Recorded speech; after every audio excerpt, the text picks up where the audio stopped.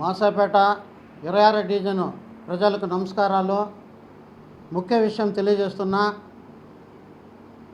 గత 12వ తేదీన జరిగిన ఈ యొక్క ఓటు విషయమై బిఎల్ఓ మన మురళి దగ్గరికి పోవడం జరిగింది. ఆయన దగ్గర ఈ అప్లికేషన్ ఫిలప్ చేయమని చెప్పడం జరిగింది.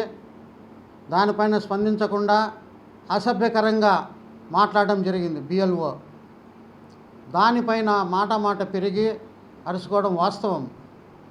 దాన్ని దృష్టిలో పెట్టుకొని ఈ యొక్క వైఎస్ఆర్సీపీ ఎస్సీసీఎల్ నాయకుడు త్యాగరాజు గారు ఒక మాట అన్నారు. ఆయన పైన దౌర్జన్యం చేసినట్టుగా, ఆయన్ని దూషించినట్టుగా ఎన్నో రకాలుగా ఆయన గురించి చెప్పడం జరిగింది. అయ్యా త్యాగరాజు, నీకు ఒకటే మాట చెప్తాండా, నీకు ఏమి పగనో ఏమి కక్షనో నాకు అర్థం కావడంలే. నిన్నటి రోజున సచివాలయంలో జరిగిన ఈ సంఘటన పైన మళ్ళా స్టేట్మెంట్ ఇస్తూ అతను శివ పైన కఠిన చర్యలు తీసుకోవాలన్నాడు.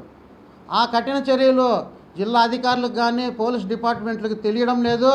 త్యాగరాజు, నీకేమన్నా ఆ చట్టాలు ఆ చర్యలు ఉంటే అధికారులకు సలహాలు ఇచ్చి ఆ చట్ట ప్రకారంగా కఠిన చర్యలు తీసుకునే దానికి నువ్వు సహకరించి మా పైన కఠిన చర్యలు తీసుకోవాలనేసి నీకు హెచ్చరిస్తాను.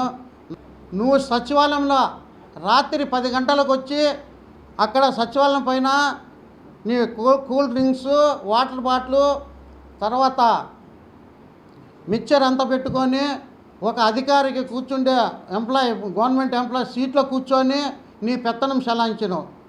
నీకు సిగ్గుందా లేదా?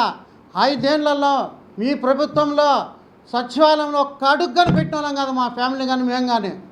సిగ్గు లేకుండా మీరు వైసీపీలో సచివాలయం చుట్టూ తిరుగుతుంటారు. మీకు తొత్తులుగా మారిపోయినారు సచివాలయం సిబ్బంది. ఈ మురళి అనే వ్యక్తి మీకు తొత్తుగా మారిపోయి మా పైన కక్ష సాధింపులు చేస్తున్నారు. మిమ్మల్ని కొట్టినట్టుగానే ఆడ వీడియోలు ఉండే, కెమెరాలు ఉండే, అన్నీ ఉన్నాయి. ఒక ప్రూఫ్ చూపించకుండా కేవలం ఒక సాక్షి పేపర్లు వచ్చింది. ఆ సాక్షి పేపర్ ప్రకారము నన్ను, నా బిడ్డల్ని ఇద్దరిని, అంటే మాసాపేట శివాను, ప్రతాపుని, నన్ను ఒక కేసు కింద బుక్ చేసి 4 సెక్షన్లు పెట్టి చేసినారు. అయినా ఒకటి మేము భయపడేది లేదు. మీ ముఖ్యమంత్రి మాజీ ముఖ్యమంత్రి జగన్ రెడ్డి అప్పట్లో పులివెందలకు వస్తే నా కొడుకుని 3 రోజులు అరెస్ట్ చేసేవాళ్ళు.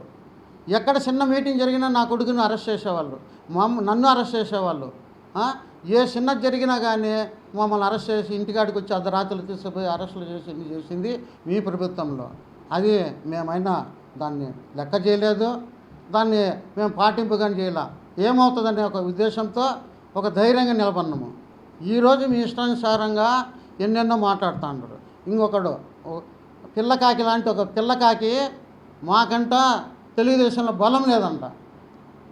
బలం లేకుంటే నాకు 78,000 ఓటు హక్కు వచ్చింది. అప్పటి నుంచి ఇప్పటి వరకు చరిత్ర చూసుకున్న ఆయన ఈడ తెలుగుదేశం గ్రాఫ్ పడిపోయినది, తెలుగుదేశానికి బలం లేదు, వీళ్ళు ఆ భయంతో ఏదో మాట్లాడుతున్నారు ఆయన.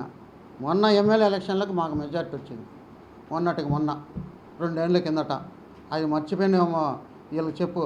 అదే పనిగా సంపత్ కుమార్ అనేసి ఒక వ్యక్తి, మేము సచివాలయంలోకి పోయి కాలు మీద కాలు వేసుకొని పెత్తనం చెలాయిస్తానమాట. నిరూపిస్తే మేము వాళ్ళకి తలంచుదాము.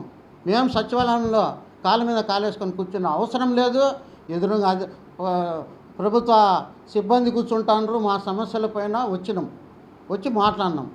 ఈ ఓట్ల పైన నమోదు చేసి ఎప్పటికప్పుడు అప్లికేషన్ అంతా చేసినాం. అంతేగాని ఈ యుద్ధమంటే కఠిన చర్యలు. శివ మీద కఠిన చర్యలు.